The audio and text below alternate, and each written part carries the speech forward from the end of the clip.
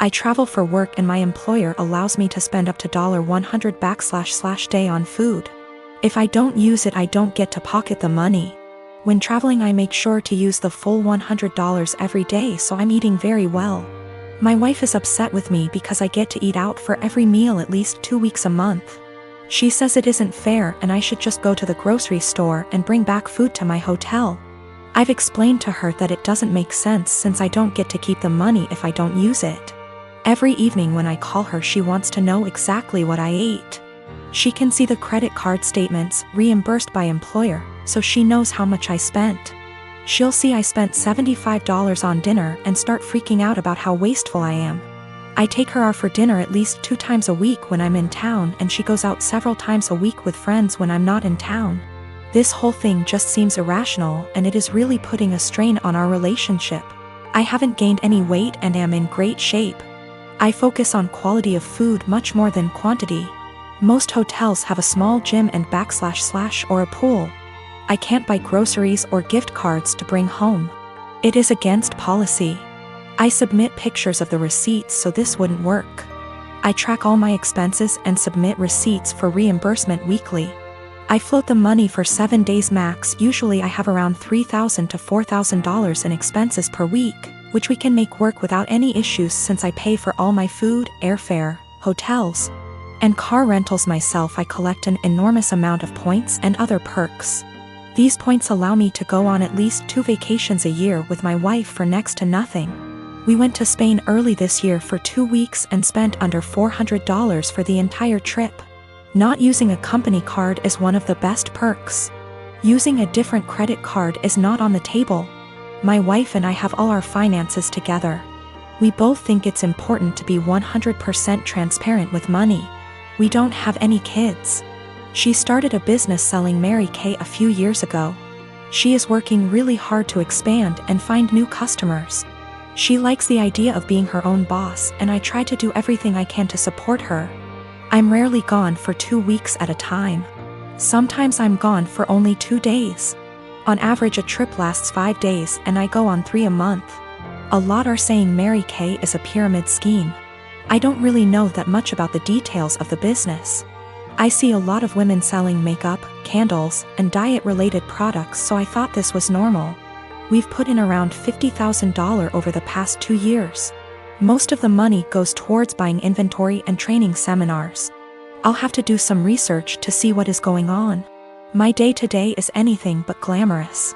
I've spent more time in the airport than I even care to think about. Things go wrong often on the logistical side. My work can be very stressful, but I've gotten very good at managing the workload. My boss encourages us to use the full expense amount. He understands the stress involved traveling so much.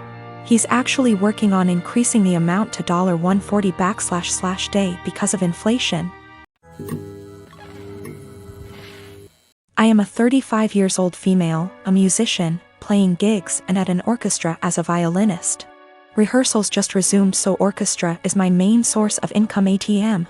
My sister, she's 26, is a social worker, working 3 days a week, so minimal income, but she adores her job. I live in a small 2-bedroom apartment, both rooms around 9-10 square meters. Using the second room as a practice room / storage for my instruments, 3 violins, 2 guitars, a digital piano, a small drum kit, and other stuff.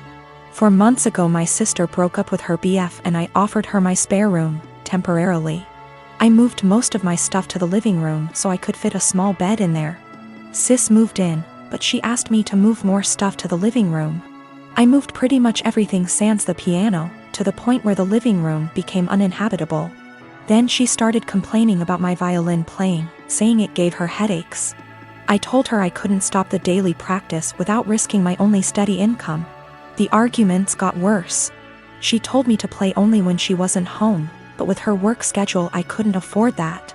I tried switching to the electric violin, but even that can be pretty loud, so it didn't help. Several times I reminded her this was only a temporary arrangement, but she didn't seem to hear me.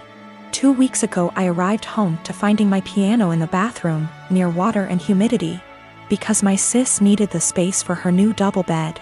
When I told her she can't SRSLY expect me to store my piano there, she said, Yeah. You will just have to sell it, I guess. I got so mad I told her she has 7 days to leave, but she didn't take me seriously. For a week I only talked to her to remind her how much time she has left, but she always laughed it off, told me to stop acting like a crazy person. When the deadline came, I boxed up all her stuff while she was at work, booked an Airbnb bedsit close by and drove her stuff there. She was livid but couldn't do anything but take her new keys and stay there. The following week she kept calling me with an increasingly apologetic tone, saying she shouldn't have moved my piano or bought a bed. She promised she would put more effort into finding a new place. And by the end of the week I considered most of our issues at least addressed, so I drove to help her move back. But when I was carrying the first box down, she went, "I do hope you will at least stop with the violin this time." I absolutely refused to take more of that *****ing violin. I dropped the box, wished her good luck and left. Now, 2 days later. On one hand it feels like a huge overreaction to leave my own sister literally homeless because of an argument about the violin. I know she cannot afford to stay there, but on the other hand I have no plans to allow her back here, because I feel she would just continue crossing boundaries and never leave. I have waited tables for the last 3 years. During my shift last night, a group of 4 women in their late 20s came in. They were a pleasure to have as customers. They ordered 4 of our house cocktails to start with and then went over the menu for their entrees. Then I was on my way back to their booth with the drinks on a tray. I walked by the back side and overheard one of them talking about how she was 14 weeks along. When I rounded back, they were talking about the same topic and it was clear to me that she was pregnant. I figured her having 1 drink wasn't a big deal. They ordered their entrees and I went off to handle other tables. About 5 minutes later, they called me over again and asked for another round. At this point I started getting concerned, but I took the order and cheerfully said I'd be right back. This time, I went to the bartender and asked him to make one of them a virgin cocktail. He was confused, but since he's a good friend of mine, I told him to just trust me. A few cocktails later, hers strictly virgin, they started getting rowdy, and Mrs. Pregnant Woman was also getting into it. I figured that since she didn't notice, things were okay. The problem came when I took them their check, and they asked to split the bill at the register. When Mrs. Pregnant Woman got to the counter, I saw her cocktails were marked with virgin. My bartender had edited each in the system for inventory. It was too late for me to edit them back, so I just had her pay, hoping that she wouldn't look at the receipt. They all thanked me and left, leaving a generous tip in the process. They were talking in the parking lot for the next short while, presumably waiting for an Uber. Several minutes later Mrs. Pregnant Woman came back and asked what virgin on the receipt meant. I fessed up that it meant non-alcoholic. She blank stared me for a few seconds and then asked if she had ordered a non-alcoholic cocktail. I said no, but told her that I assumed she wanted one seeing as she was pregnant. It was a lame lie and I'll admit it, but she looked me in the eye and asked me to return her part of the tip. I did so. Then she talked to my manager. My manager took me into her office and literally shrieked at me until hoarse. I stood my ground and told her that I'm not going to be responsible for FAS.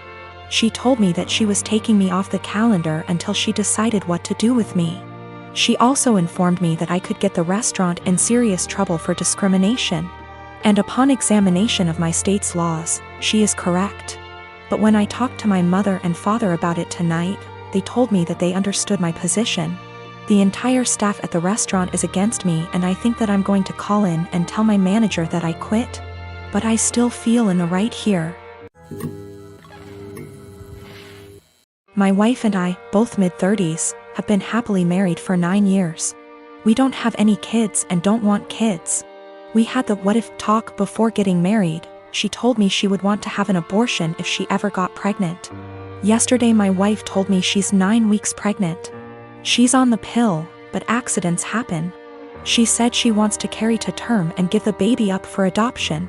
Naturally, I was surprised by the news and her change of mind. I asked her if she considered getting an abortion. She said she had, but she doesn't want to because she feels a bond to the fetus. She told me she has been researching adoption and learned that the local adoption agencies only accept birth mothers who are okay with having an open adoption. I told her I wasn't really comfortable with this and asked her if she would have an abortion. She started crying and spent the night at her sister's place. She won't answer my phone calls. I'm uncomfortable with this for a few reasons. I was adopted at birth and my adoptive parents weren't the best. I know this isn't the case for everyone who was adopted, but I can't help but have a negative view about it. A few years ago I tried to find my biological parents to learn my medical history, but I couldn't. I was sore about it for a little while, but it doesn't bother me anymore. My wife is aware of these points. I just don't want to pass on my genes because they're essentially a mystery to me. I also don't like kids. My wife said she actually would prefer to keep the baby, but she knows I wouldn't want to. So she said having an open adoption sounded like a reasonable compromise. I understand why she thinks that, but I still don't want to have any biological children, regardless of how much / little I would be involved in raising him or her. My wife takes birth control for reasons other than contraception. If she ever wanted to stop taking it, I would support her 100%. I realize that I'm an idiot for not getting a vasectomy a long time ago though. It honestly never occurred to me until now. I think because my wife has always been on birth control and said she would have an abortion, I see now that it was irresponsible of me to not get one regardless. I'm going to get snipped. She and I talked, it was emotional for both of us, but no voices were raised. I apologized for putting her in this position by being an idiot and not getting a vasectomy earlier. I also apologized if she felt like I was pressuring her when I asked her to have an abortion. I didn't mean to pressure her, but I know words aren't always received as we intended. She said she felt pressured a little, but forgave me because she knows I was totally caught off guard.